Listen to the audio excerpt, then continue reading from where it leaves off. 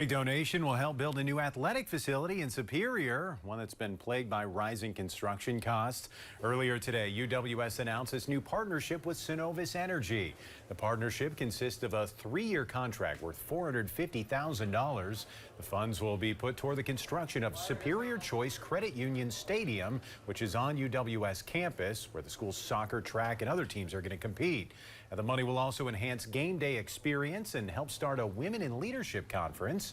Construction of the stadium was supposed to start last spring, but was delayed due to higher cost and material availability. The original price tag was about $5 million. Now it's up to about $7 million. With this help from Cenovus, the stadium should be ready by fall.